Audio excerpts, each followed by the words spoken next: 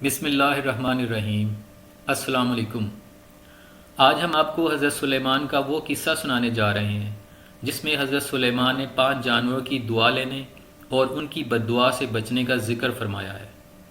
تو ناظرین، آج کا قصہ بہت معلوماتی بھی ہے، اینڈ تک ضرور دیکھیں۔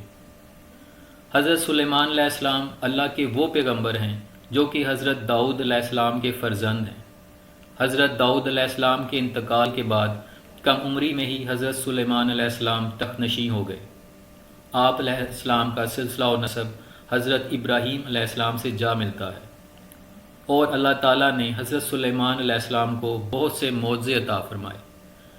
حضرت سلیمان علیہ السلام کو ایسی بادشاہت دی جو ان سے پہلے کبھی کسی کو نہ ملی اور نہ ہی ان کے بعد کسی کو میسر آئی۔ انسانوں کے علاوہ جنات اور شیاطین کو بھی آپ علیہ السلام کے تابع کر دیا گیا تھا۔ ہوا کو بھی حضرت سلیمان علیہ السلام کے تابع کر دیا گیا۔ حضرت سلیمان علیہ السلام اپنے تخت پر بیٹھ کر 1 ماہ کی مسافت صبح سے لے کر شام تک طے کر لیا کرتے تھے۔ ان کے لیے پگھلے ہوئے تانبے کا چشمہ جاری کر دیا گیا۔ ہر طرح کے جانور کو نہ صرف آپ علیہ السلام کا فرما بردار کیا گیا بلکہ ان کی بولی سمجھنے اور بولنے کی صلاحیت بھی عطا فرمائی۔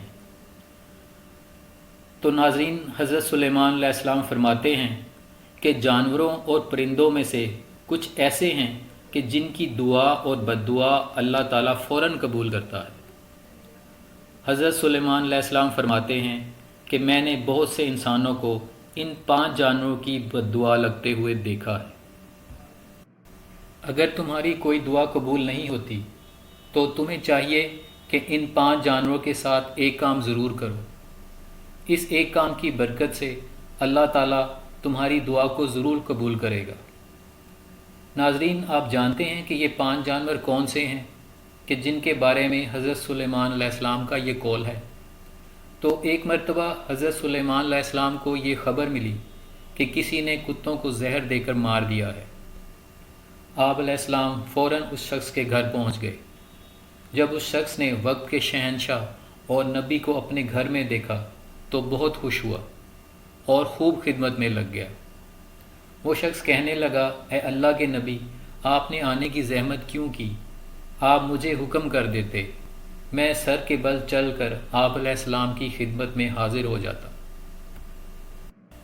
حضرت سلیمان علیہ السلام نے اس بندے کو کہا کہ اپنے سارے گاؤں والوں کو اکٹھا کر لو، میں تمہیں ایک بات بتانے والا ہوں۔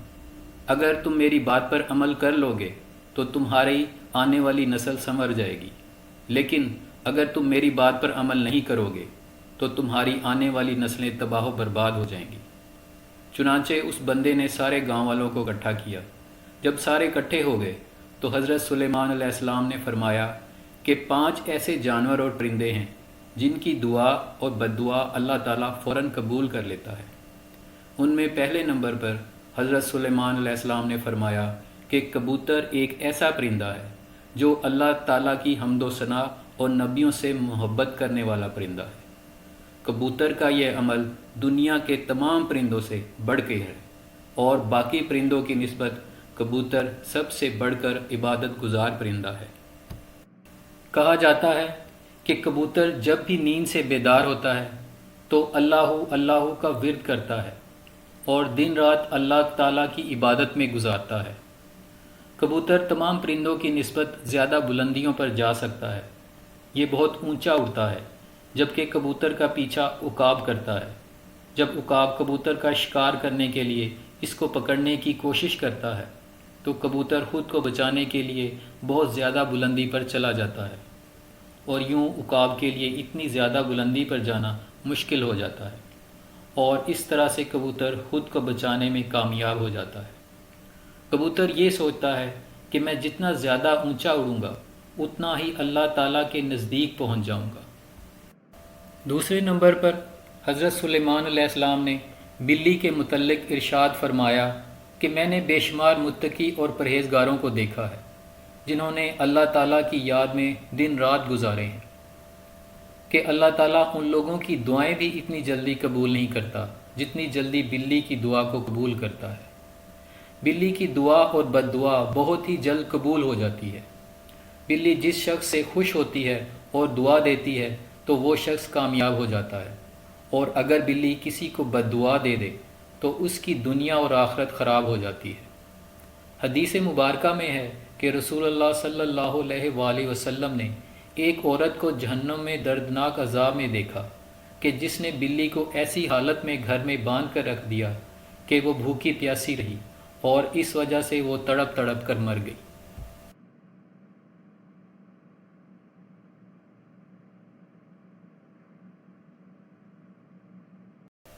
1000 سبسکرائبرز، آپ سب کا بہت شکریہ۔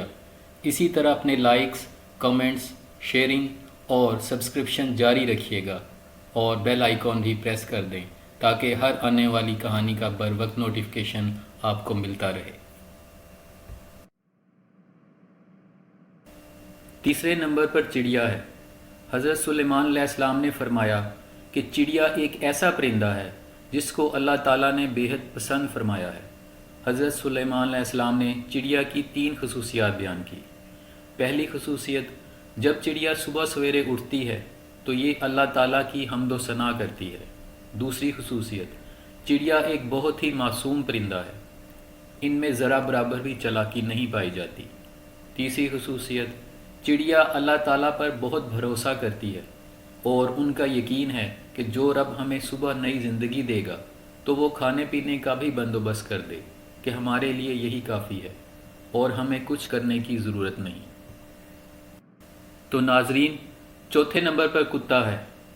حضرت سلیمان علیہ السلام نے فرمایا کہ لوگوں کا کہنا ہے کہ کتا ایک ناپاک جانور ہے، اس وجہ سے لوگ کتوں کو مارتے ہیں اور خیال کرتے ہیں کہ کتوں کو مارنے سے گناہ نہیں ملتا۔ تاریخ میں ایسے بے شمار واقعات ہیں کہ کتوں کو دکھ دیا تو کتوں کی بد دعا سے اللہ تعالیٰ نے انہیں برباد کر دیا۔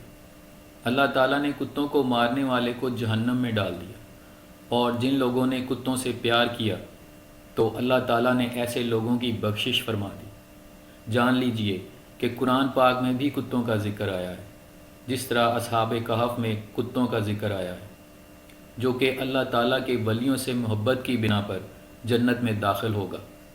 تو جان لیجئے کہ کتے کا تھوک ناپاک ہے، لیکن کتے کو ہاتھ لگانے سے وضو نہیں ٹوٹتا، مگر کتوں کو گھر میں رکھنا حرام ہے، کیونکہ کتے فرشتوں کو دیکھ کر بھونکتے ہیں۔ یہی وجہ ہے کہ جس گھر میں کتے موجود ہوں تو اس گھر میں رحمت کے فرشتے داخل نہیں ہوتے، جبکہ انسان اپنی کھیتی باڑی یا جانوروں کی حفاظت کے لیے گھر سے دور کسی جگہ پر کتا رکھ سکتا ہے، لیکن گھر کے اندر نہیں رکھ سکتا۔ 5ویں نمبر پر چیونٹی ہے۔ حضرت سلیمان علیہ السلام نے فرمایا کہ ہم چیونٹی کو ایک عام سا جانور سمجھتے ہیں اور اسے پاؤں تلے رون دیتے ہیں۔ آپ علیہ السلام فرمانے لگے کہ ہم لوگ اگر چیونٹی کی اہمیت کو جان لیں تو کبھی بھول کر بھی چیونٹی کو نہیں ماریں گے۔ قرآن کریم میں سورہ نمل مکمل طور پر چیونٹیوں کے بارے میں ہی ہے۔ قرآن کریم میں ہی یہ واقعہ بھی موجود ہے کہ حضرت سلیمان علیہ السلام اللہ تعالیٰ کے نبی تھے۔ اللہ تعالیٰ نے پوری دنیا کی حکومت انہیں عطا فرمائی۔ حضرت سلیمان علیہ السلام کا گزر ایک ایسے علاقے سے ہوا جہاں چیونٹیوں کی بستی تھی۔ ایک چیونٹی حضرت سلیمان علیہ السلام کے لشکر کو پاس آتے ہوئے دیکھتی ہے تو دوسری چیونٹیوں کو بلند آواز میں پکارتی ہے کہ حضرت سلیمان علیہ السلام کا لشکر آ رہا ہے، حضرت سلیمان علیہ السلام کے لشکر سے دور ہو جاؤ، کہیں ایسا نہ ہو کہ تم سب حضرت سلیمان علیہ السلام کے لشکر کے نیچے آ کر کچلی جاؤ۔